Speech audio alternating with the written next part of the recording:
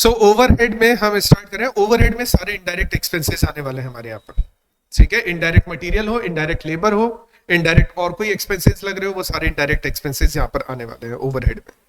अच्छा ओवरहेड, अच्छा employ costing के लिए, एम्प्लॉय कॉस्टिंग 100% तुम्हारे एग्जाम में आएगा क्वेश्चन एम्प्लॉय कॉस्टिंग का, ठीक है, 100%। ओवरहेड का भी 100% तुम्हारे एग्जाम में क्वेश्चन है, ओवरहेड से 100% क्वेश्चन मिलेगा तुम्हें।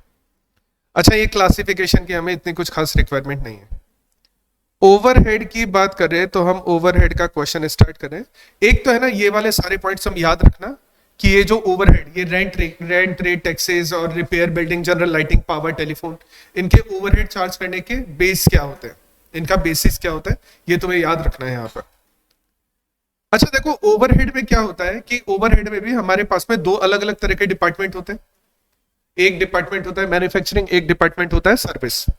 तो जो मैन्युफैक्चरिंग और सर्विस डिपार्टमेंट पर ओवरहेड लगते हैं ना, तो मैन्युफैक्चरिंग डिपार्टमेंट अपने ओवरहेड खुद पे करता है, यानी अपने ओवरहेड खुद बेयर करता है। लेकिन सर्विस डिपार्टमेंट पर जो ओवरहेड लग रहे हैं, तो सर्विस डिपार्टमेंट बेसिकली क्या करता है, सर्विस डिपार्टमेंट मैन्युफैक्चरिंग डिपार्टमेंट की हेल्प कर रहा है। तो सर्विस डिपार्टमेंट पर जो ओवरहेड लग रहे हैं, सर्विस डिपार्टमेंट उनको बेयर नहीं करेगा। सर्विस डिपार्टमेंट अपने ऊपर लगने वाले ओवरहेड को ट्रांसफर कर देगा मैन्युफैक्चरिंग डिपार्टमेंट पर, ठीक है। कैसे करेगा वो हमें फर्स्ट क्वेश्चन में ही समझ में आ जाएगा।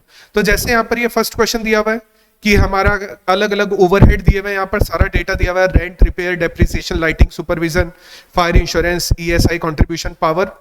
अच्छा रेंट लगेगा एरिया वाइज, ठीक है।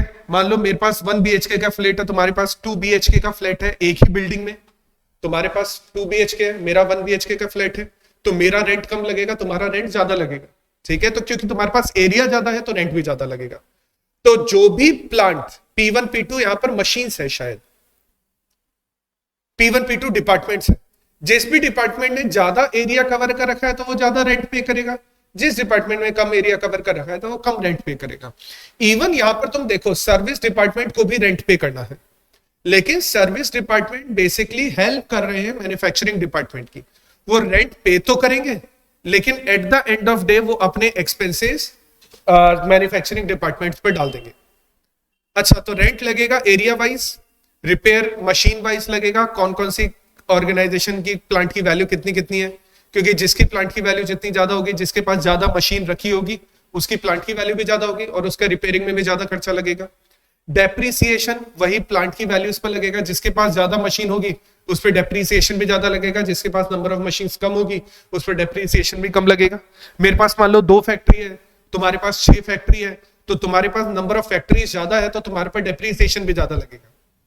अच्छा उसके अलावा लाइटिंग एरिया वाइज लगेगा, ठीक है। उसके अलावा सुपरविजन, जिस प्लांट में जितने ज्यादा, जिस डिपार्टमेंट में ज्यादा वर्कर होंगे तो वहां पर सुपरविजन की भी ज्यादा रिक्वायरमेंट होगी, जिसमें कम वर्कर होंगे वहां पर सुपरविजन की कम रिक्वायरमेंट होगी। और ये सब कुछ यहां पर दिया हुआ है बेसिकली। अभी इस क्वेश्चन को सॉल्व करने के लिए हमें क्या करना है, रेंट एरिया वाइज है ना, तो इस एरिया का रेशो हम निकालेंगे। इस एरिया का रेशो, इस एरिया का रेशो हो जाएगा 40 30 27 15 8, 40 30 30 27 58। तो हमारा जो रेंट है वो इस रेशो में अलग अलग डिपार्टमेंट्स में हम ट्रांसफर कर देंगे। हमारा जो टोटल रेंट है 6000 रुपीज का, वो अलग अलग डिपार्टमेंट में ट्रांसफर हो जाएगा। अच्छा रेशो कैलकुलेट, रेशो से कैलकुलेशन कैसे की जाती है, रेशो से कैलकुलेशन ऐसे होती है,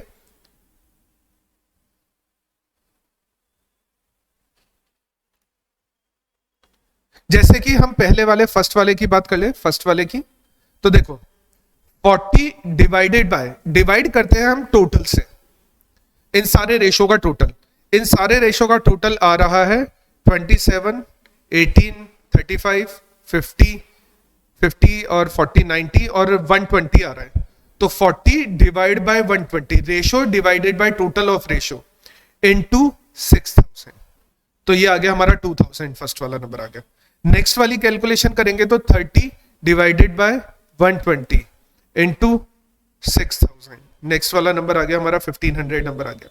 तो हम क्या करेंगे, एरिया वाइज रेशो कैलकुलेट करेंगे और रेंट को उस रेशो के अकॉर्डिंग हम डिस्ट्रीब्यूट कर देंगे। अच्छा अगर तुम ध्यान से देखोगे तो हमारा लाइटनिंग जो एक्सपेंसेस है ना वो भी एरिया वाइज चल रहा है। तो लाइटिंग का जो एक्सपेंसेस है वहां पर भी एरिया वाले ही हम रेशो यूज करेंगे और लाइटिंग वाले एक्सपेंसेस को भी हम उस रेशो के अकॉर्डिंग डिस्ट्रीब्यूट कर देंगे। आगे तुम देखोगे इसका नेक्स्ट पार्ट है जैसे रिपेयर। रिपेयर होता है मशीन्स का, तो रिपेयर चल रहा है हमारा प्लांट वैल्यू के अकॉर्डिंग। प्लांट वैल्यू का रेशो, हम इसका रेशो बनाएंगे। देखो ये सारे नंबर 6 से डिवाइड होने वाले हैं, 6000 से डिवाइड होने वाले हैं। तो 6000 से डिवाइड करके जब रेशो बनाएंगे ना तो बनेगा 12:9:8:1 का रेशो बनेगा। 12:9:8:1 का रेशो बनेगा। तो 12:9:8:1 का रेशो बनाया और जितना रिपेयर के एक्सपेंसेस आ रहे थे उनको हमने सबको डिस्ट्रीब्यूट कर दिया। इस तरह से बाकी सारे एक्सपेंसेस को भी हम रेशो बनाकर डिस्ट्रीब्यूट कर देंगे। ठीक है, लास्ट में जब हम कैलकुलेशन करेंगे तो ये 3 वैल्यूज टोटल बनी है मैन्युफैक्चरिंग डिपार्टमेंट्स के लिए और ये 2 वैल्यूज का हमारा टोटल आया है सर्विस डिपार्टमेंट्स के लिए। इस क्वेश्चन में 2 सर्विस डिपार्टमेंट थे, S1 and S2।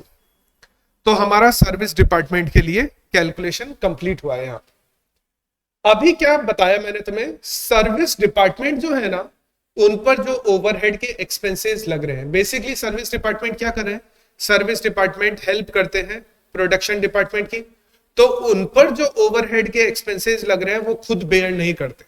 Service department अपने प्रोडक्शन एक्सपेंसेस को, अपने ये जो ओवरहेड एक्सपेंसेस है, सॉरी, अपने ओवरहेड एक्सपेंसेस को ट्रांसफर कर देते हैं। अच्छा, तो हम ये जो क्वेश्चन देख रहे थे यहाँ पर, इस क्वेश्चन में क्या है कि भाई वो बीच में वो कैमरा ने काम करना बंद कर दिया था, फिर नया कैमरा सेटअप लगाया। तो मैं यहाँ पर तुम्हें ये समझाने की कोशिश कर रहा था कि ओवरहेड्स में जो सर्विस डिपार्टमेंट है ना वो अपने ओवरहेड खुद बेयर नहीं करते। सर्विस डिपार्टमेंट अपने ओवरहेड को ट्रांसफर कर देते हैं प्रोडक्शन डिपार्टमेंट्स पर ही, मैन्युफैक्चरिंग डिपार्टमेंट्स पर ही ट्रांसफर कर देते हैं। तो यहाँ पर भी ऐसा ही है।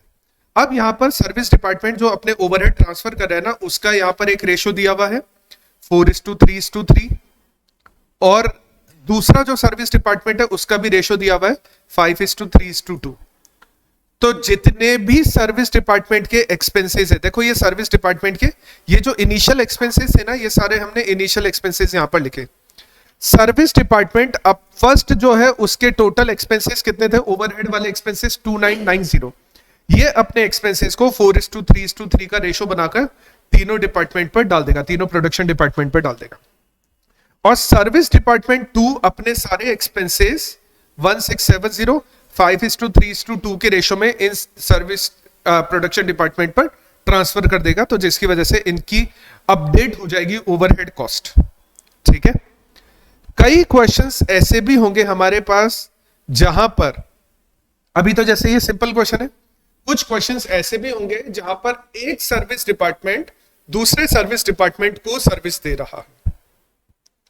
ठीक है, अभी तक इस क्वेश्चन में तो क्या हुआ, इस क्वेश्चन में तो ये हुआ कि सर्विस डिपार्टमेंट केवल प्रोडक्शन डिपार्टमेंट को सर्विस दे रहे हैं, लेकिन आगे क्वेश्चन ऐसे हैं जहां पर एक सर्विस डिपार्टमेंट दूसरे सर्विस डिपार्टमेंट को सर्विस दे भी रहा है और उससे रिसीव भी कर रहा है। ठीक है, जैसे कि इस क्वेश्चन में देखो, इस क्वेश्चन में ये ऊपर जो सारा डेटा दिया हुआ है ये प्राइमरी डिस्ट्रीब्यूशन का डेटा है, यानी क्वेश्चन बोल रहा है कि इतने ओवरहेड लगे हैं डिपार्टमेंट ए पर, production department A B C पर, और इतने ओवरहेड लगे हैं सर्विस डिपार्टमेंट्स पर। अब अगर तुम यहां पर नीचे सर्विस डिपार्टमेंट का डिस्ट्रीब्यूशन देखोगे तो सर्विस डिपार्टमेंट एक्स वाई को सर्विस दे रहा है और सर्विस डिपार्टमेंट वाई एक्स को सर्विस दे रहा है। इस मेथड में क्या काम हो रहा है, एक सर्विस डिपार्टमेंट दूसरे सर्विस डिपार्टमेंट को सर्विस दे भी रहा है और उससे वो सर्विस रिसीव भी कर रहा है। इस केस को सॉल्व करने के हमारे पास में 3 मेथड है। 3 मेथड है, रिपीटेड डिस्ट्रीब्यूशन मेथड फर्स्ट है, साइमल्टेनियस इक्वेशन मेथड सेकंड है, और trial and error method third है। ट्रायल एंड एरर मेथड का प्रैक्टिकली कोई इंप्लीकेशन नहीं है, इसलिए हम ट्रायल एंड एरर मेथड को यूज नहीं करते। तो एक मेथड है हमारे पास में रिपीटेड डिस्ट्रीब्यूशन। अब देखो कैसे करेंगे रिपीटेड डिस्ट्रीब्यूशन। इनिशियल अलोकेशन है ना, इनिशियल अलोकेशन जो 2400, 2100, 1500 दिया हुआ है, वो इनिशियल अलोकेशन हमने यहां पर एज इट इज एंटर कर दिया। स्टार्ट करेंगे सर्विस डिपार्टमेंट एक्स से, तुम वाई से भी स्टार्ट कर सकते हो। यहां पर ऐसा कोई हार्ड एंड फास्ट नहीं है कि पहले एक्स से स्टार्ट करें या पहले वाई से स्टार्ट करें। तुम जिस डिपार्टमेंट से स्टार्ट करना चाहो उस डिपार्टमेंट से स्टार्ट कर सकते हो। Eight the end of day दोनों से आंसर सेम ही आएगा। तो हम सर्विस डिपार्टमेंट एक्स से स्टार्ट करेंगे और सर्विस डिपार्टमेंट एक्स का जो रेशो बनेगा वो बनेगा 2:4:3:1, ये रेशो बनेगा। तो 700 रुपए जो सर्विस डिपार्टमेंट एक्स के इनिशियली थे, हमने उनको 2:4:3 एंड 1 किस पर चला जाएगा, वाई सर्विस डिपार्टमेंट पर। तो हमने यहां पर ट्रांसफर कर दिया और इसके बाद हमने इन सबका टोटल कर लिया। इसके बाद इन सबका टोटल कर लिया। अच्छा, टोटल करने पर हमें पता चला कि एक्स के ओवरहेड तो खत्म हो गए हैं, लेकिन वाई के ओवरहेड्स टोटल कितने हो गए हैं, वाई के टोटल ओवरहेड हो गए हैं 970 रुपीस के।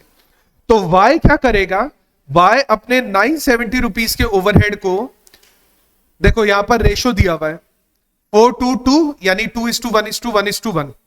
तो इस रेशो में ए, बी, सी और एक्स डिपार्टमेंट को ट्रांसफर कर देगा, ठीक है, जिससे वाई वाले तो सारे के सारे कैंसिल आउट हो जाएंगे और एक्स के पास 194 और आ जाएंगे हमारे पास में। अब वापस से एक्स, रिपीटेड का मतलब है रिपीट होता रहेगा ये सब कुछ। वापस से एक्स के पास में जो 194 रुपीस के ओवरहेड्स है वो उसको 2:4:3:1 में तीनों प्रोडक्शन डिपार्टमेंट को और एक सर्विस डिपार्टमेंट को डिस्ट्रीब्यूट कर देगा, जिससे उसके 194 माइनस हो जाएंगे तो उसके तो सारे कैंसिल आउट हो जाएंगे। लेकिन वाई के वापस से 19 रुपीस के आ जाएंगे। तो इस 19 रुपीस को सेटल करने के लिए ये 2:1:1:1 के फॉर्म में चारों डिपार्टमेंट्स को ट्रांसफर कर देगा। अच्छा, जिससे वाई वाले ओवरहेड्स तो हो जाएंगे जीरो, लेकिन एक्स के पास कुछ ओवरहेड्स और आ जाएंगे। एक्स वापस से अपने इन ओवरहेड्स को आगे अलग अलग डिपार्टमेंट को ट्रांसफर कर देगा, ठीक है। ऐसा कब तक करते रहेंगे, जब तक दोनों डिपार्टमेंट, दोनों सर्विस डिपार्टमेंट के पास में या तो बिल्कुल जीरो नहीं हो जाए ओवरहेड्स, या फिर जीरो के पास नहीं पहुंच जाए। अभी हम चाहें तो इसको एक बार और भी कर सकते हैं। जैसे y के पास अभी 38 पैसे और है, तो y क्या कर सकता है, उस 38 पैसे को 2:1:1:1 के रेशो में आगे a, b, c और x को आगे डिस्ट्रीब्यूट कर सकता है। तो एक तरीका तो ये है हमारे पास में, जहां पर हम रिपीट करते रहते हैं डिस्ट्रीब्यूशन को। एक तरीका और है जहां पर हम इक्वेशन बनाते हैं। अब इक्वेशन कैसे बनाएंगे, ध्यान से देखना। x डिपार्टमेंट के ओवरहेड कितने हैं, 700, और जिसमें y का कितना शेयर है, 10%। y डिपार्टमेंट के ओवरहेड कितने हैं, 900, जिसमें x का कितना शेयर है, x का शेयर है 20%। तो हम इक्वेशन ऐसे बनाएंगे कि x डिपार्टमेंट पर जो बर्डन है ना, वो 700 रुपए का तो है ही उसके पास में, और y का 20% भी है उसके पास में, क्योंकि y उसको सर्विस दे रहा है, y उसको सर्विस दे रहा है, ठीक है। अच्छा, y के लिए जब हम इक्वेशन बनाएंगे तो y के 900 रुपए तो आएंगे ही आएंगे उसका बर्डन, x उसको अपने 10% और डाल देगा उस पर बर्डन। अच्छा, हम इस इक्वेशन में यहां पर क्या करेंगे, या तो x को रिप्लेस कर दो या y को रिप्लेस कर दो। तो हम यहां पर क्या कर रहे हैं, इस इक्वेशन में y को रिप्लेस करके उसकी इक्वेशन जो बन रही है ना, उस इक्वेशन को यहां पर पुट कर देते हैं। तो हमारे पास में x की वैल्यू भी आ जाएगी इक्वेशन को सॉल्व करने के बाद में, और y की वैल्यू भी आ जाएगी। इस x और y की वैल्यू को हमें यहां पर डिस्ट्रीब्यूट करना है। यहां पर देखो, ये 898 और 990 जो आया है ना, इसको हमें यहां पर डिस्ट्रीब्यूट करना है। तो जब हम यहां पर डिस्ट्रीब्यूट करेंगे, 898 को डिस्ट्रीब्यूट करेंगे, तो यहां पर देखो x का 3 डिपार्टमेंट्स में तो हो ही जाएगा और चौथे y वाले डिपार्टमेंट में चला जाएगा, और y वाले के जब 990 डिस्ट्रीब्यूट करेंगे तो a, b, c, x इन सब में चला जाएगा।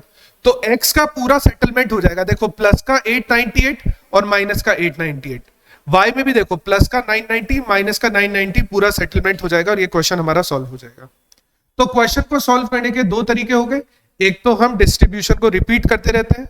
अच्छा, डिस्ट्रीब्यूशन कब रिपीट होगा, जब डिपार्टमेंट, सर्विस डिपार्टमेंट दूसरे सर्विस डिपार्टमेंट को सर्विस देगा और रिसीव करेगा, ठीक है, तब ये वाला मेथड काम आएगा। इस क्वेश्चन में भी यही वाला मेथड काम आएगा।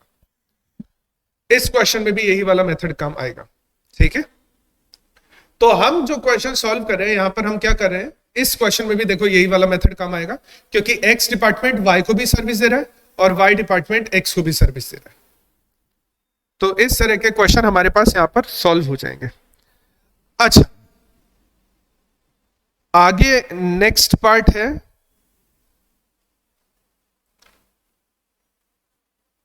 ये भी देखो सेम वैसा ही क्वेश्चन है।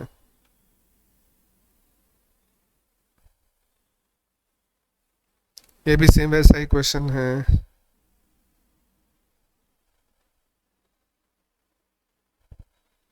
ये थोड़ा सा डिफरेंट है, यहां पर ओवरहेड रिकवरी के बारे में बात की गई है। अच्छा देखो, ओवरहेड रिकवरी के कुछ फॉर्मूले चलते हैं यहां पर, ठीक है। ओवरहेड रिकवरी के कुछ फॉर्मूले चलते हैं, जैसे इस क्वेश्चन को ही देखते हैं अपन। ये है हमारा इलस्ट्रेशन नंबर 54। क्वेश्चन में क्या बोल रहा है कि मटेरियल हमने कितने का यूज किया है, डायरेक्ट वेजेस कितने की लगी है, लेबर आवर्स कितने लगे हैं, मशीन आवर्स कितने हैं, ठीक है, ओवरहेड चार्ज कितना हुआ है, ये सब दिया हुआ है। अच्छा, हम ओवरहेड की रिकवरी मटेरियल पर भी कर सकते हैं। रिकवरी अगर मटेरियल पर करनी है ना तो मटेरियल बेस में चला जाएगा, मटेरियल डिनोमिनेटर में चला जाएगा। हम ओवरहेड की रिकवरी डायरेक्ट वेजेस पर भी कर सकते हैं, तो डायरेक्ट वेजेस हमारे पास डिनोमिनेटर में चला जाएगा। हम लेबर आवर्स के बेस पर भी कर सकते हैं, वो डिनोमिनेटर में चला जाएगा। हम मशीन आवर्स के बेस पर भी कर सकते हैं, वो डिनोमिनेटर में चला जाएगा। तो हम ये चारों मेथड से ओवरहेड की रिकवरी कर सकते हैं।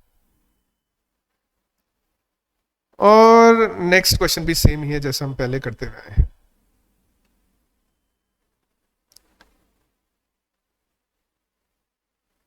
ये भी सेम ही है, हम ऐसे क्वेश्चन पहले भी कर चुके हैं। इसमें बस पर यूनिट के लिए निकाल रहे हैं यहाँ पर। तो जितनी भी कॉस्ट आ रही है उसको per unit number of units या टोटल वर्किंग आवर से डिवाइड कर दोगे तो पर यूनिट पर आवर के लिए आ जाएगी वैल्यू।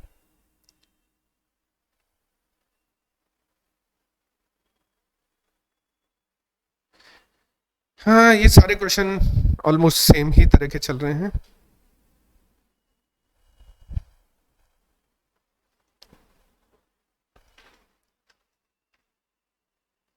अच्छा, एक ये वाले क्वेश्चन देख लो। जब भी ओवरहेड की अंडर रिकवरी ओवर रिकवरी की जाती है ना, तो उनको एडजस्ट करने के 3 तरीके होते हैं। रिकवरी का मतलब यह है कि जितने एक्चुअल में हमारे ओवरहेड आए हैं, जितने हमारे एक्चुअल में ओवरहेड लगे हैं, मान लो एक्चुअल में मेरी ऑर्गेनाइजेशन में ओवरहेड लगे 10,000 रुपए, लेकिन मैंने रिकवर की है 8,000 रुपए, तो मेरी अंडर रिकवरी बोलेंगे। मेरे ऑर्गेनाइजेशन में ओवरहेड लगे हैं 10,000 रुपए, लेकिन मैं 12,000 रुपए रिकवर कर चुका हूं, तो इसको ओवर रिकवरी बोलेंगे। तो जितना कभी भी अंडर रिकवरी ओवर रिकवरी का केस बनेगा तो उनको एडजस्ट करने के 3 तरीके होते हैं। या तो उनको एडजस्ट किया जाएगा P&L में, या फिर उनको एडजस्ट किया जाएगा रिजर्व में, या फिर उनकी सप्लीमेंट्री रेट निकालकर। और 3 तरह के स्टॉक्स पर, WIP, फिनिश गुड्स और जो स्टॉक हम बेच चुके हैं उन पर वो सारी एडजस्ट कर दी जाएगी, उन पर वो सारी चीजें एडजस्ट कर दी जाएगी। जैसे इस क्वेश्चन में देखो, इस क्वेश्चन में ओवरहेड हमारे लगे कितने थे, 1,50,000 रुपीज के ओवरहेड लगे थे। हमने रिकवर कितने कर लिए, 1 लाख रुपीज के रिकवर कर लिए, तो हमारी 50,000 रुपए की अंडर रिकवरी बाकी बची रह गई, ठीक है। नेक्स्ट, हमने कितने रुपए की कॉस्ट ऑफ सेल्स में फिनिश गुड्स वगैरह सब आ जाते हैं, ठीक है।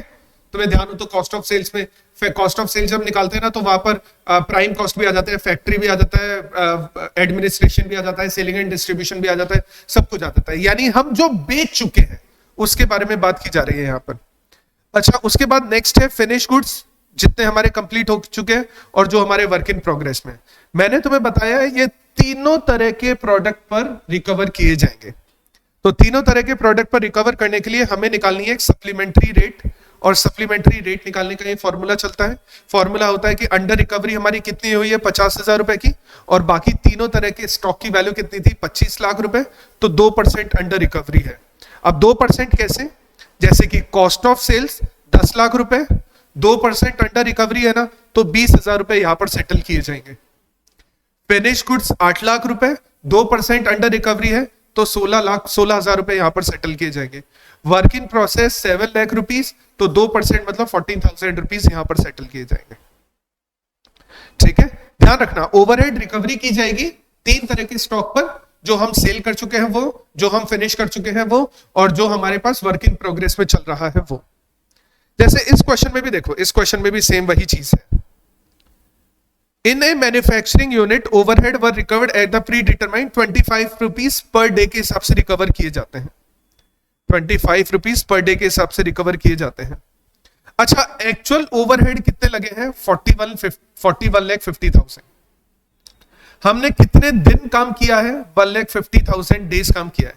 अच्छा, अगर हम 1,50,000 डेज काम कर रहे हैं और एक दिन में 25 रुपए रिकवर किए जाते हैं, तो हमने रिकवर कितने किए हैं?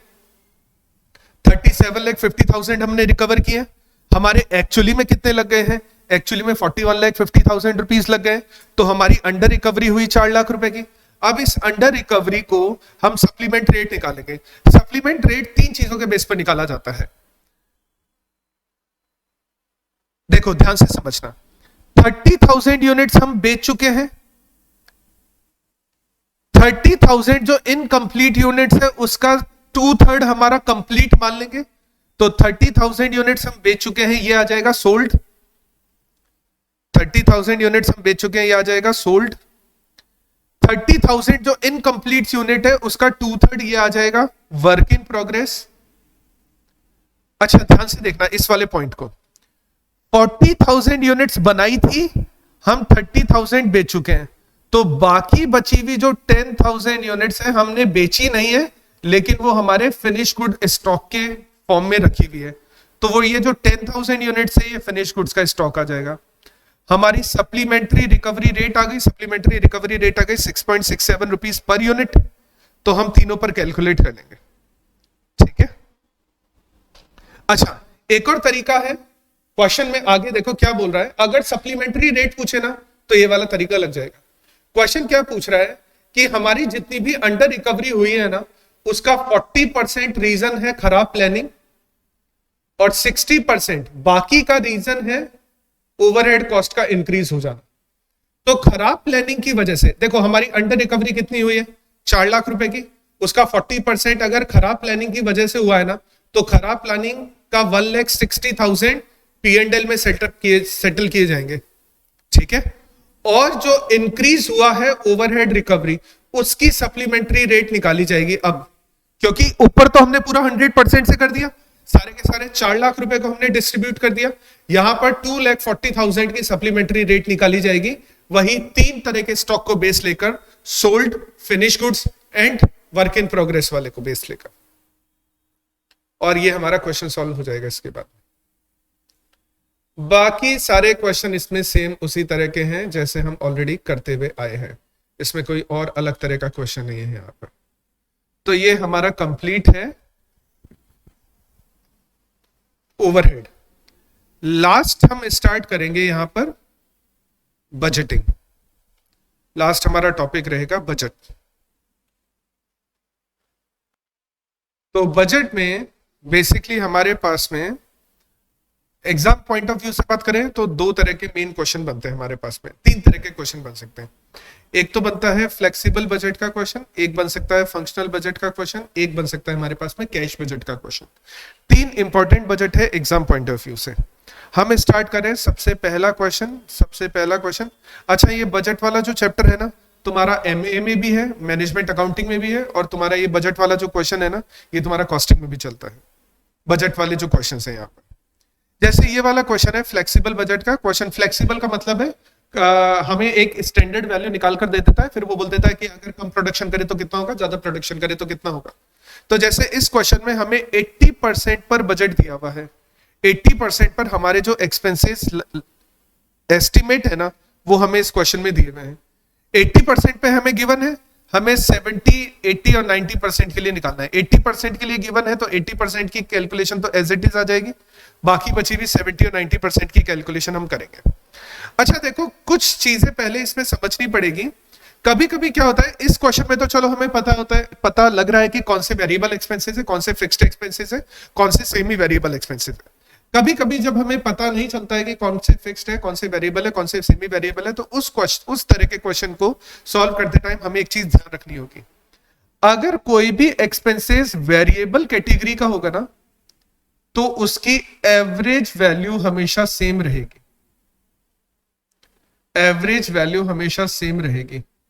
अगर कोई भी एक्सपेंसेस फिक्स कैटेगरी का होगा ना तो उसकी टोटल वैल्यू हमेशा सेम रहेगी, और अगर ना उनकी एवरेज वैल्यू सेम आ रही है ना उनकी टोटल वैल्यू सेम आ रही है तो वो हो जाएगा सेमी वेरिएबल कैटेगरी का। तो सेमी वेरिएबल कैटेगरी में दोनों तरह के कॉस्ट होती है, फिक्स्ड एक्सपेंसेस भी होते हैं और वेरिएबल एक्सपेंसेस भी होते हैं। तो जब भी हमारे पास ऐसा क्वेश्चन आएगा जहां पर हमें सेमी वेरिएबल एक्सपेंसेस खुद कैलकुलेट करने पड़ेंगे, तो उस तरह के क्वेश्चन में हम सेमी वेरिएबल एक्सपेंसेस में से फिक्स का पोर्शन अलग करेंगे और वेरिएबल का पोर्शन अलग करेंगे। ठीक है, फिलहाल के लिए इस क्वेश्चन में ऐसा नहीं है, तो इस क्वेश्चन को हम कंटिन्यू करते हैं। तो सबसे पहले वेरिएबल एक्सपेंसेस दिए हुए हैं। अच्छा देखो, 12,000 रुपीज अगर 80% पर लग जाते हैं, 12,000 रुपीज अगर 80% पर लग जाते हैं तो इंटू 70% पर कितना लगेगा? 70% पे लगेगा 10,500 रुपीज। तो देखो यहां पर आ गया 10,500 रुपीज। ठीक है, कैसे निकाला? 12,000 अगर 80% पे लगते हैं तो एवरेज वैल्यू आ गई 150, और इसको मैं मल्टीप्लाई कर दूंगा 70 से तो 10,500, इसको मैं मल्टीप्लाई कर दूंगा 90 से तो 13,500। तो देखो ये डायरेक्ट लेबर की इनडायरेक्ट लेबर की वैल्यू आ गई हमारे पास में। ठीक है, अच्छा नेक्स्ट स्पेयर लग रहे हैं 4,000 रुपीज, 4,000 रुपीज स्पेयर लग रहे हैं 80% पर, तो एवरेज वैल्यू हो गई 70% पर कितना हो जाएगा? 3,500 रुपीज। 90% पर कितना हो जाएगा? एंड सो ऑन, क्वेश्चन में दिया हुआ है। ठीक है, देखो इसकी वैल्यू निकालने का तरीका यह है, 4,000 रुपीज लग रहे हैं 80% पर, तो 70 पर कितना होगा? ये 4,000 रुपीज लग रहे हैं 80% पर, तो 90 पर कितना होगा? ये वाला नंबर हो जाएगा। ठीक है, अच्छा नेक्स्ट है पावर। पावर में 30% फिक्स्ड है, 70% वेरिएबल है, तो 20,000 का 30% 6,000 रुपए हो गए। तो जो फिक्स्ड होगा ना वो सारे ही केसेस में फिक्स चलेगा, जो फिक्स होगा वो सारे ही केसेस में, चाहे 70% का केस लो, चाहे 80% का केस लो, चाहे 90% का केस लो, सारे ही केसेस में फिक्स चलेगा। और जो वेरिएबल होगा वो पहले पर यूनिट, इसमें पर परसेंट कन्वर्ट होगा। जैसे 14,000 रुपीज लग रहे हैं कितने परसेंट पर? 80% पर, तो 14,000 रुपीज अगर 80% पर लग रहे हैं तो 70 पर कितना लगेगा? इतना आ जाएगा। 14,000 रुपीज अगर 80% पर लग रहे हैं, 90% पर कितना लगेगा? ये 15,750 आ जाएगा। तो फिक्स्ड वाला पोर्शन फिक्स रहेगा, वेरिएबल वाला पोर्शन हमें खुद को कैलकुलेट करना पड़ेगा अलग से। जैसे कि रिपेयर में 60% फिक्स है, तो 2,000 का 60% हो गया 1,200 रुपीज।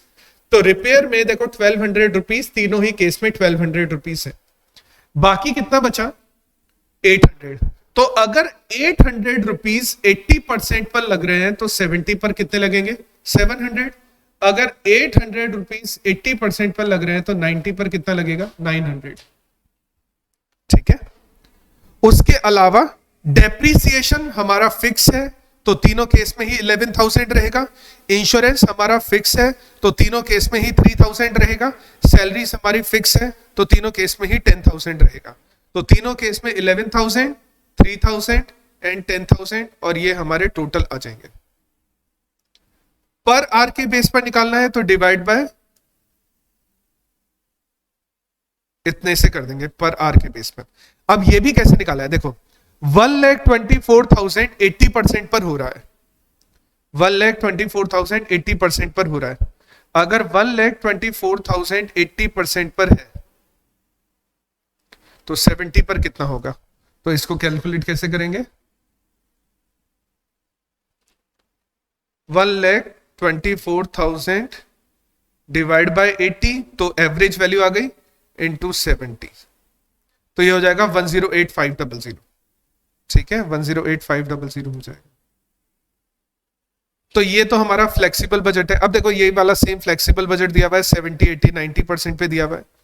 अब हमें यहां पर ढूंढना पड़ेगा कि कौन सा फिक्स्ड है, कौन सा वेरिएबल है, कौन सा सेमी वेरिएबल है, कौन सा फिक्स्ड है, कौन सा वेरिएबल है, कौन सा सेमी वेरिएबल है। ठीक है, तो चलो देख लेते हैं। सेल्स को एक बार के लिए इग्नोर करते हैं क्योंकि हम एक्सपेंसेस के बारे में बात करें। Direct material, direct material fixed है। अच्छा देखो, फिक्स तो देखकर ही पता लग जाएगा, जो तीनों केस में बराबर होंगे वो फिक्स होंगे। तो एडमिनिस्ट्रेशन ओवरहेड फिक्स हो गए, ठीक है। बाकी टोटल किसी का भी इक्वल नहीं है तो और कोई भी फिक्स नहीं है। वेरिएबल कैसे कैलकुलेट करते हैं? वेरिएबल में एवरेज बराबर होना चाहिए, एवरेज। जैसे कि फर्स्ट वाले केस में 17,780 रुपीज का मटेरियल लगा है, किस परसेंट पर? 70% पर, तो ये हो गया 254। सेकेंड वाले केस में 20,320 का मटेरियल लगा है 80% पर, तो ये भी हो गया 254। नेक्स्ट वाले केस में 22,860 रुपीज का मटेरियल लगा है 90% पर, एवरेज हो गया 254। तो इसका एवरेज आ रहा है, सबका 254 आ रहा है और सबका एवरेज सेम है, तो ये वाले एक्सपेंसेस वेरिएबल की कैटेगरी के अंदर आ गए। डायरेक्ट लेबर भी देख लेते हैं। डायरेक्ट लेबर 44,800 लग रही है 70% पर, 640। 51,200 लग रही है 80% पर, 640, सेम ही आ रहा है।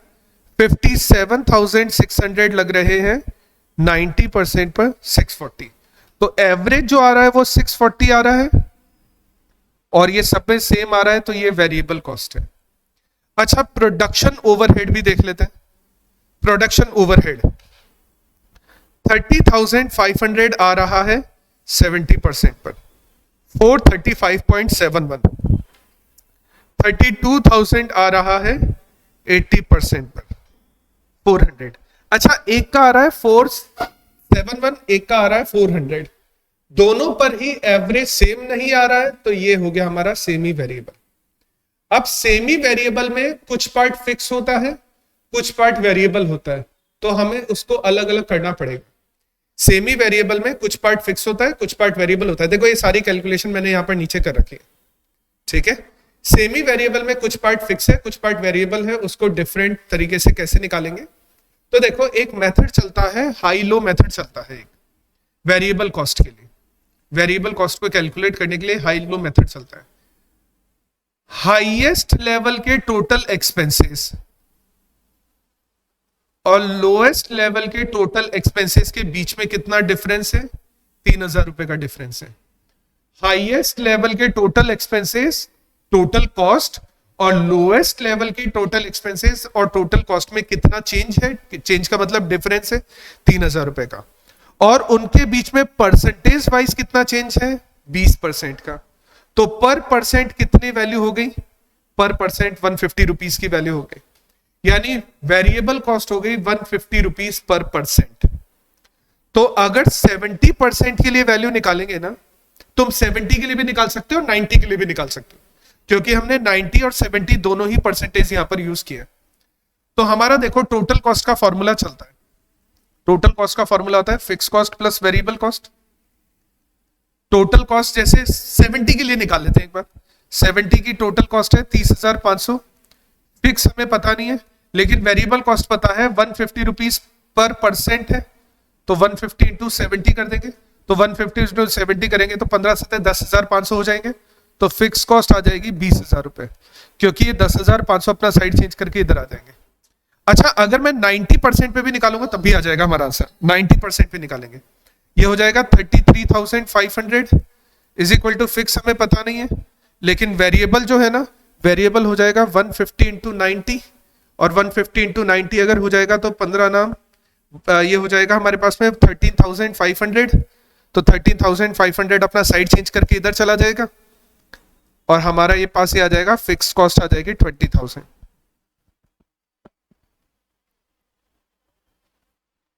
तो हमारी फिक्स्ड और वेरिएबल हमने अलग अलग कर लिया, बस हमें इस क्वेश्चन में यही पहचानना था, ठीक है।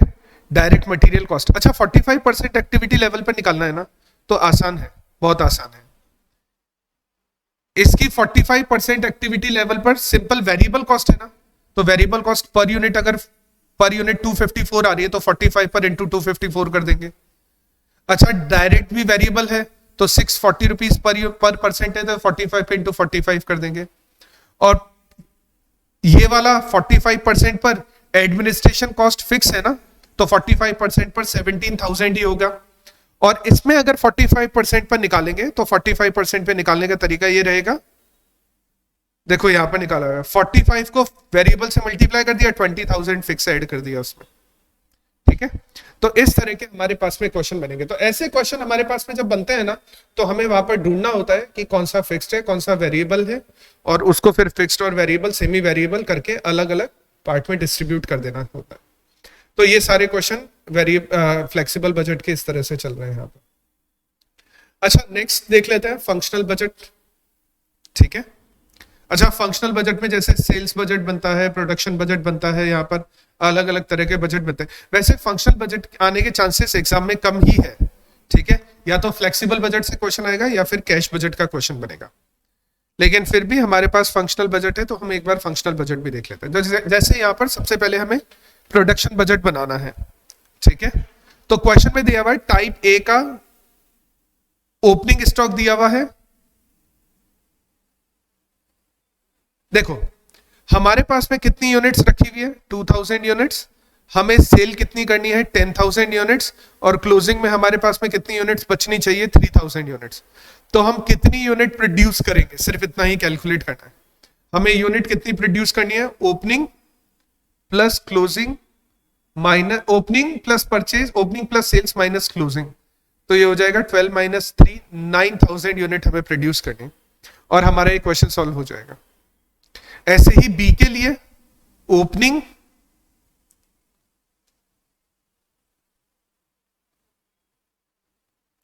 प्लस परचेज माइनस क्लोजिंग, तो 3,000 हमारे पास में रखी हुई है, 15,000 हम सेल करने वाले हैं, 18 माइनस 5 हमारे पास में बचनी चाहिए, तो 13 हो जाएगा। तो ये क्वेश्चन सॉल्व हो जाएगा। तो ये हमारा प्रोडक्शन बजट हो गया।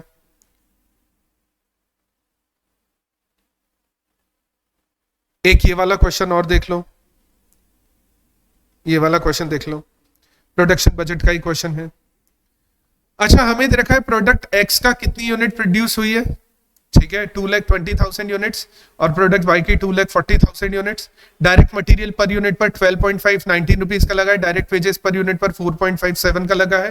Total factory overhead 3 rupees per unit हो जाएगा, क्योंकि ये वेरिएबल है ना, तो वेरिएबल करने के लिए नंबर ऑफ यूनिट से इसको डिवाइड कर देंगे, तो नंबर ऑफ यूनिट से डिवाइड करेंगे तो 3 rupees per unit and 4 rupees per unit हो जाएगा ये। आगे बोल रहा है a company is manufacturing 2 product X and Y, और हमें उसकी फर्स्ट 7 मंथ की फोरकास्टिंग कैलकुलेट करनी है। अच्छा, आगे क्वेश्चन ये बोल रहा है कि कुछ भी प्रोडक्ट हमारे पास में कितनी कितनी डिमांड आने वाली है, ये क्वेश्चन में हमें गिवन है। हमें एक क्वेश्चन में गिवन है कि प्रोडक्ट एक्स की जनवरी से लेके और जुलाई मंथ तक कितनी कितनी डिमांड है, और प्रोडक्ट वाई की जनवरी से लेके जुलाई मंथ तक कितनी डिमांड है। आगे क्वेश्चन ये बोल रहा है कि कुछ भी वर्क इन प्रोग्रेस में नहीं होना चाहिए eight the end of month, ठीक है, सारा का सारा फिनिश गुड्स हो जाना चाहिए। और आगे बोल रहा है जितने भी फिनिश गुड्स हमारे पास में बचेंगे ना, उसका हाफ नेक्स्ट मंथ में चला जाएगा। जितने भी फिनिश गुड्स हमारे पास में रहेंगे उसका हाफ हम नेक्स्ट मंथ में कैरी कर लेंगे यहां पर, ठीक है। यानी अब देखो इस क्वेश्चन को कैसे सॉल्व करोगे। देखो इससे पहले वाला डेटा हमारे पास में है क्या, इससे पहले वाला डेटा देखो यहां पर क्वेश्चन कैसे सॉल्व करेंगे, ध्यान से देखना। मैं सिर्फ x की बात कर रहा हूं, ये वाला जो डेटा हमने यहां पर बनाया है सिर्फ x के लिए बनाया है। तो x के लिए कैसे होगा, सारे मंथ का सेल्स, ये ऑलरेडी हमें क्वेश्चन में दी हुई है, ये सारी सेल्स हमने यहां पर कैरी कर ली, ठीक है। अभी क्वेश्चन ये बोल रहा है finish units equal to the half of sale for the next month will be in stock of the next month of at the end of each month बचना चाहिए हमारे पास में, ठीक है। ध्यान से देखना, नेक्स्ट मंथ का फरवरी का ओपनिंग स्टॉक, फरवरी में सेल्स कितनी हो जाएगी, फरवरी में सेल्स होगी 12,000 यूनिट्स, उसका हाफ हमारे पास प्रीवियस मंथ में ही होना चाहिए, ठीक है, उसका हाफ हमारे पास में प्रीवियस मंथ में ही होना चाहिए।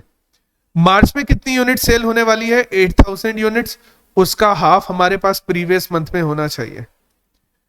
अप्रैल में कितनी यूनिट सेल होने वाली है, 20,000 यूनिट्स, उसका हाफ हमारे पास में प्रीवियस मंथ में ही होना चाहिए 10,000 यूनिट्स। मई में कितनी यूनिट सेल होने वाली है 24,000 यूनिट्स, उसका हाफ हमारे पास प्रीवियस मंथ में ही होना चाहिए क्लोजिंग स्टॉक की फॉर्म में। नेक्स्ट मंथ कितनी यूनिट सेल होने वाली है 24,000 यूनिट्स, उसका हाफ हमारे पास प्रीवियस मंथ में ही होना चाहिए। और जुलाई वाले मंथ में कितनी यूनिट सेल होने वाली है 20,000 यूनिट्स, उसका हाफ हमारे पास प्रीवियस मंथ में ही होना चाहिए।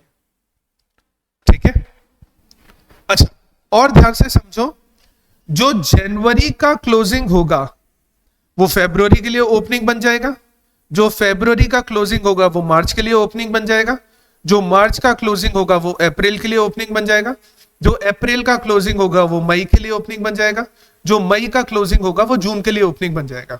और जो नेक्स्ट, इसके बाद हमें सिर्फ इसकी वैल्यू समझनी है, इसकी वैल्यू, ये वाली वैल्यू कैसे आई होगी। इस वैल्यू को समझने के लिए ध्यान से देखना, हम जनवरी में कितना प्रोडक्शन कर रहे हैं 10,000 यूनिट्स का। अगर हम जनवरी में 10,000 यूनिट्स का प्रोडक्शन कर रहे हैं या 10,000 यूनिट्स हम सेल करने वाले हैं, तो दिसंबर के क्लोजिंग स्टॉक में हमने 5,000 यूनिट्स हाफ स्टॉक रखा होगा। दिसंबर के क्लोजिंग स्टॉक में हमने हाफ यूनिट्स रखी होगी, ये हाफ यूनिट्स जनवरी का ओपनिंग स्टॉक बन जाएगी। वो जो हाफ यूनिट्स रखी रहेगी वो हमारे जनवरी का ओपनिंग स्टॉक बन जाएगी। ठीक है, तो जैसे हमने x के लिए कैलकुलेशन की है वैसे ही कैलकुलेशन यहां पर y के लिए भी हो जाएगी।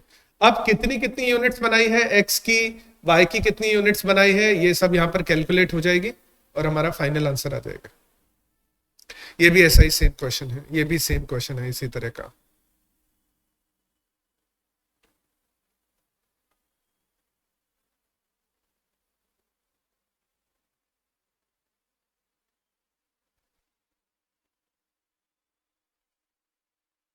इसमें भी ऐसा कुछ खास नहीं है, ये भी वही फ्लेक्सिबल बजट के क्वेश्चन आ गए एग्जाम में आए हुए जो क्वेश्चंस हैं।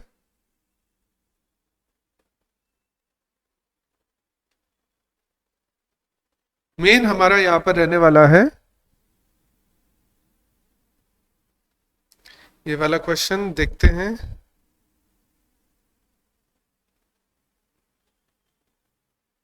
चलो देखो एक ये वाला क्वेश्चन और कर लेते हैं।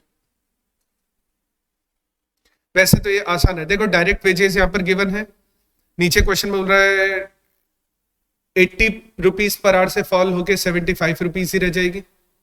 80 रुपीज पर आवर से फॉल होके 75 पैसे, 80 पैसे पर आवर से गिरकर 75 पैसे पर आवर ही रह जाएगा यहाँ पर। तो 80 पैसे पहले कितना था, 80,000 80 पैसे थे, गिरकर 75 पैसे रह जाएंगे। और है ना 5% एफिशिएंसी भी कम हो जाएगी, तो डिवाइड बाय 100/95 कर देंगे और 33% हमारा आउटपुट इंक्रीज हो जाएगा। ठीक है, देखो ये बोला प्रोडक्शन 33% इंक्रीज हो जाएगा, इसलिए 133.33 कर देंगे। डायरेक्ट मटेरियल, तो डायरेक्ट मटेरियल अगर आउटपुट, ये कल हमने उसमें भी देखा था जब हम कॉस्ट शीट बना रहे थे, आउटपुट अगर इंक्रीज हो रहा है ना तो मटेरियल भी हमें ज्यादा चाहिए होगा। कितना एक्स्ट्रा चाहिए होगा, 133.33%। फिक्स्ड ओवरहेड फिक्स ही रहेंगे, ये एज इट इज नंबर रहेगा। वेरिएबल ओवरहेड 33.33% इंक्रीज हो जाएंगे।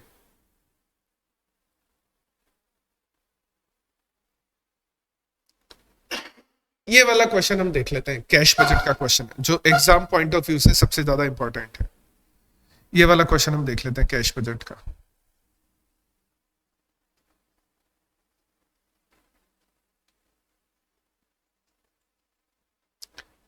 इस तरह के क्वेश्चन को सॉल्व करने के लिए हमें वर्किंग नोट्स बनाने पड़ते हैं। देखो क्वेश्चन क्या बोल रहा है, prepare a cash budget for the 3 months ending. ठीक है, हमें जून एंड के लिए बजट बनाना है, तो 3 मंथ्स के लिए बजट बनाना है। तो 3 मंथ्स में कौन कौन हो गए, अप्रैल मई और जून। 3 मंथ्स का बजट बनाना है जो जून में एंड हो रहा है। ठीक है, अप्रैल मई और जून का बजट बनाना है हमें। क्वेश्चन देखो क्या बोल रहा है, फरवरी से लेकर जून तक कितनी सेल हुई है ये हमें क्वेश्चन में पता है। कितने रुपए का मटेरियल यूज किया है, कितना वेजेस का पेमेंट किया है, कितने ओवरहेड्स का पेमेंट किया है, ये सारी वैल्यूज हमें क्वेश्चन में गिवन है। आगे बोल रहा है जितनी भी सेल हमारी हो रही है ना उसमें 10% तो कैश में ही हो जाती है, यानी साथ के साथ ही हो जाती है। ठीक है, 50% क्रेडिट में होती है जो नेक्स्ट मंथ कलेक्ट की जाएगी। यानी फेब्रुवरी में अगर 14,000 रुपीज की सेल हो रही है, फेब्रुवरी में अगर 14,000 रुपीज की सेल हो रही है, तो उसका 10% तो हमें कैश में साथ के साथ ही मिल जाएगा। बाकी कितना बचा?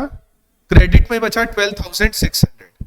इस 12,600 का 50% नेक्स्ट मंथ में, तो फेब्रुवरी का नेक्स्ट मंथ क्या हो गया? फेब्रुवरी का नेक्स्ट मंथ हो गया मार्च। मार्च में आ जाएंगे 50%, और बाकी बचे हुए बैलेंस जो 50% है ना, वो फॉलोइंग मंथ का मतलब अप्रैल में आ जाएंगे 50%। अच्छा, मार्च में कितनी सेल हो रही है हमारी? मार्च में हमारी सेल हो रही है 15,000। उसका 10% कैश तो मार्च में ही रिसीव हो जाएगा हमें, उसका जो 10% कैश है वो तो मार्च में ही रिसीव हो जाएगा। बाकी बचा हुआ 13,500 का 50% अप्रैल में होगा, और उस बाकी बचा हुआ 50% मई में होगा। ऐसा ही अप्रैल में हमारी जितनी भी सेल हुई है उसका 10% तो हमें अप्रैल में मिल जाएगा, मई का 10% मई में, और जून का 10% जून में।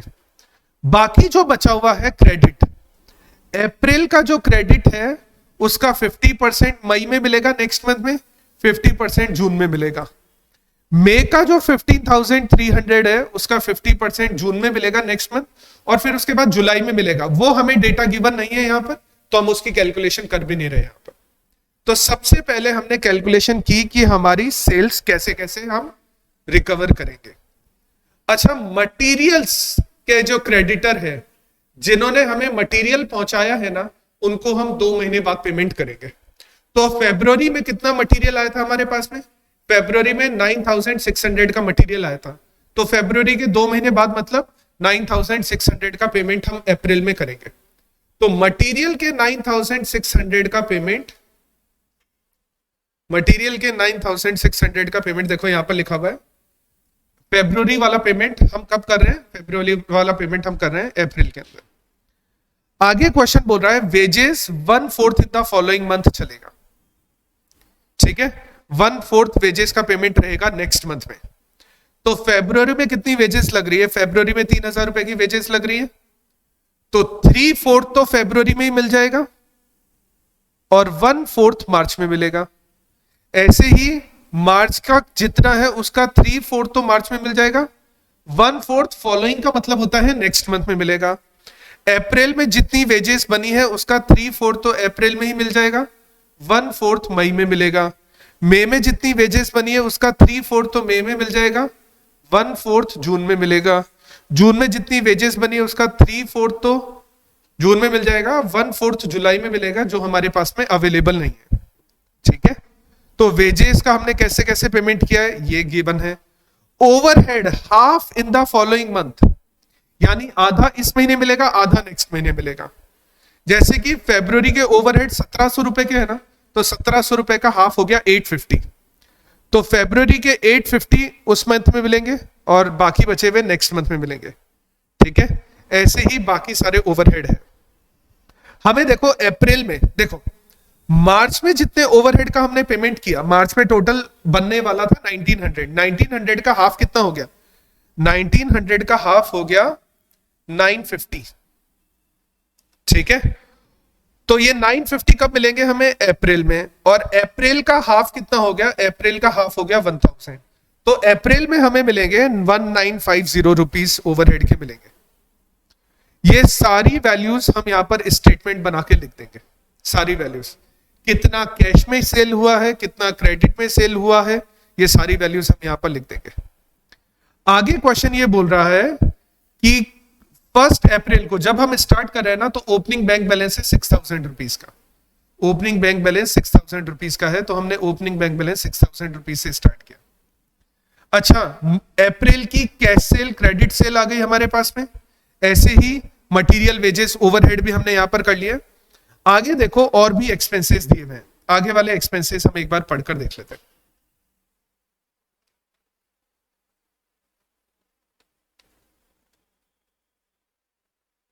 अदर रिलेवेंट इंफॉर्मेशन में आगे वाले सारे एक्सपेंसेस दिए हुए हैं। यहां क्या क्या दिया हुआ है? प्लांट जो हमने फरवरी में इंस्टॉल करवाया था उसकी मंथली इंस्टॉलमेंट 2000 रुपीज अप्रैल से स्टार्ट हो जाएगी। तो मंथली इंस्टॉलमेंट अप्रैल से स्टार्ट हो जाएगी, तो इंस्टॉलमेंट 2000 रुपीज आ जाएगा। ठीक है, उसके बाद नेक्स्ट डिविडेंड 2 लाख के प्रेफरेंस शेयर पर 5% का डिविडेंड देना है हमें 1 जून को। तो 2 लाख का 5% हो गया 10,000 रुपए। कब दे रहे हैं हम? जून में। तो जून में हम डिविडेंड पे कर रहे हैं 10,000 रुपए का। उसके अलावा नेक्स्ट डेटा है, हमने व्हीकल की सेल कर दी थी, तो व्हीकल की सेल करने पर हमें एडवांस रिसीव हुआ था 9,000 रुपए का। तो 9,000 रुपए एडवांस यहां पर व्हीकल की सेल के आ जाएंगे हमारे पास में। ठीक है, और डिविडेंड फ्रॉम इन्वेस्टमेंट रिसीव हुआ है 1,000 रुपीज का जून में। तो डिविडेंड फ्रॉम इन्वेस्टमेंट 1,000 रुपीज का जून में हमें मिला है। तो ये सारी कैलकुलेशन हम यहां पे कर देंगे, जो भी प्लस माइनस करना है ये सारा प्लस माइनस करके हम फाइनल कैलकुलेशन कर देंगे यहां पर सारा एडजस्टमेंट करके। ये हमारा कैश बजट है। तो तुम्हें कैश बजट में कुछ चीजें ध्यान रखनी है। ध्यान कब रखना है? जब ये पेमेंट इस तरह से होता है ना कि भाई हम इस महीने कुछ पेमेंट कर रहे हैं, नेक्स्ट मंथ कुछ पेमेंट कर रहे हैं, वो तुम्हें ध्यान रखना पड़ेगा। जैसे देखो इस वाले क्वेश्चन में देखो, जितनी भी हमारी क्रेडिट सेल हो रही है उसका 50% नेक्स्ट मंथ में है और रिमेनिंग 50% नेक्स्ट मंथ में। जितनी भी हमारी क्रेडिट सेल हो रही है उसका 50% नेक्स्ट मंथ में और उसका बाकी बचा हुआ 50% नेक्स्ट मंथ में। ठीक है, क्रेडिटर जो हमें मटेरियल सप्लाई कर रहे हैं, ठीक है, उनका पेमेंट हम फॉलोइंग मंथ में करेंगे। फॉलोइंग मंथ का मतलब जनवरी वालों का फरवरी में करेंगे, फरवरी वालों का मार्च में करेंगे, मार्च वालों का अप्रैल में करेंगे, अप्रैल वालों का मई में करेंगे। एक नेक्स्ट मंथ आगे करेंगे हम payment. Manufacturing expenses half month पीछे चल रहे हैं। अच्छा, जब भी हाफ मंथ लिखा हुआ है ना तो इसका मतलब जनवरी मंथ के मैन्युफैक्चरिंग एक्सपेंसेस हाफ तो जनवरी में ही पे हो जाएंगे और हाफ फरवरी में पे होंगे। जैसे कि यहां पर देखो ये मैन्युफैक्चरिंग एक्सपेंसेस है, तो जून में जितने मैन्युफैक्चरिंग एक्सपेंसेस लग रहे हैं ना उसका हाफ तो जून में ही हो रहा है, हाफ जुलाई में हो रहा है। जुलाई में जितने मैन्युफैक्चरिंग एक्सपेंसेस उसका हाफ जुलाई में हो रहा है, हाफ अगस्त में चल रहा है। तो half leg in payment of the following month लिखा हुआ है, यानी हाफ पेमेंट किया जाएगा नेक्स्ट मंथ में। लेग का मतलब होता है डिले, हाफ पेमेंट डिले कर रहे हैं नेक्स्ट मंथ में।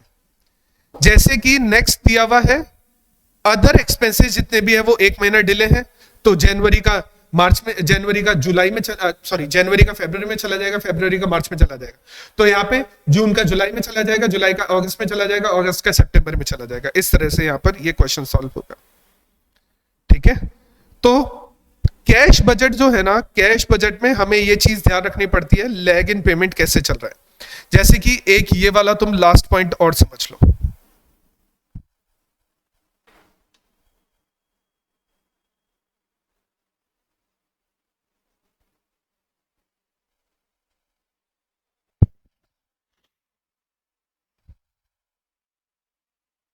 एक ही लास्ट पॉइंट और समझ लो।